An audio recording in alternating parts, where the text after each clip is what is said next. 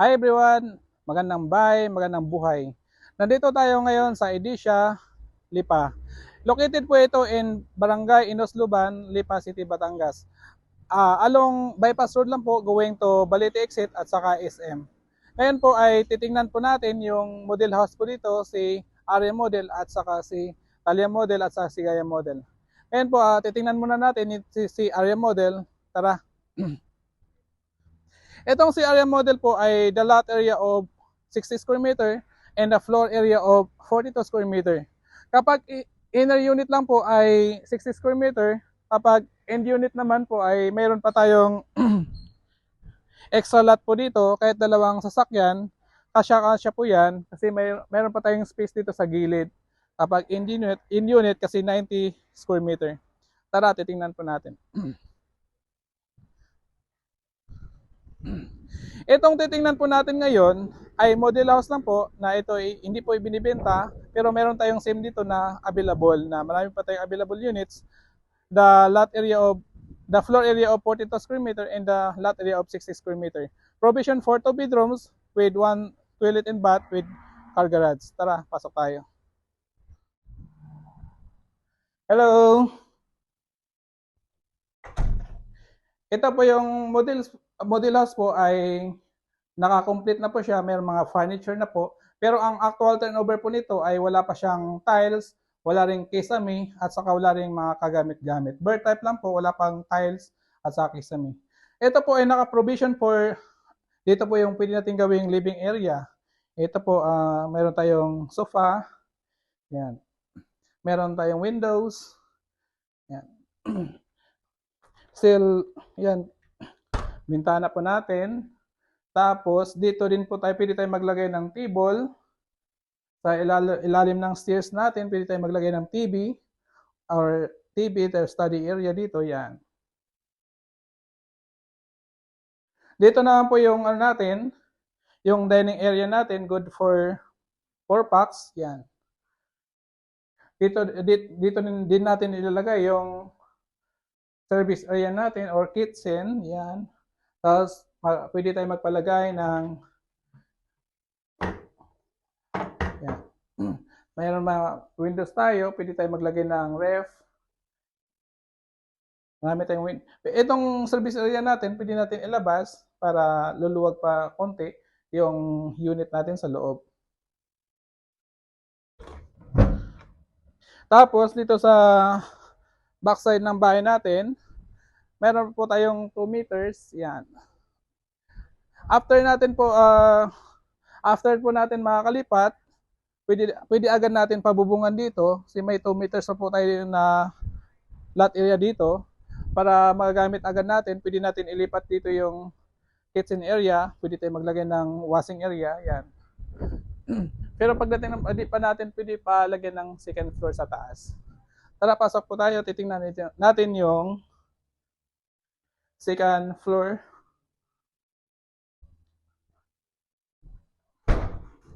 This unit is a provision for 2 bedrooms. Ay titingnan din po natin muna yung CR, nakalimutan. Ito po yung ang CR po natin ay sa baba lang po, wala tayong CR sa taas. Meron na po ang actual turnover nito, meron toilet, may sink, and shower na din po. Ang wala lang po dito yung tile sa wall, sa pader niya. Tara, akit tayo sa taas.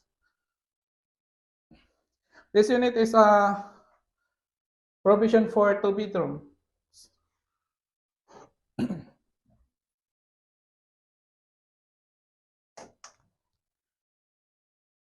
This is the first bedroom. Yan. Kapag maliit pa po yung anak natin, pwede po ito yung papagawa natin. Pero pag malaki na, pwede tayo maglagay ng single bed. Kapag dalawa naman, pwede tayo maglagay ng double deck. Pwede tayo maglagay ng aircon. Meron tayong dalawang bintana. Kapag end unit naman, meron tayong 3 bintana. Pag inner, harap at saka likod lang po yung bintana natin. Tapos, dito naman tayo sa master bedroom. Yan. Para kay mommy and daddy. Malaki po yung bed natin, na queen size pa, at saka mataas din yung ceiling natin. Yan. Pero ang actual turnover po nito ay wala pa siyang kagamit-gamit, wala ring kisame, at saka wala ring provision, wala ring tiles. Tapos, dito po ay may tatlo kaming available units. Si townhouse, itong si Aria, the lot area of 60 square meter and the floor area of 42 square meter. May pangalawang unit po namin dito, si Thalia, the lot area of 80 square meter and the floor area of 52 square meter. Provision for 2 bedrooms, 1 toilet, meron siyang car garage at saka balcony. Tapos yung pangatlong unit namin dito, si Gaia Model.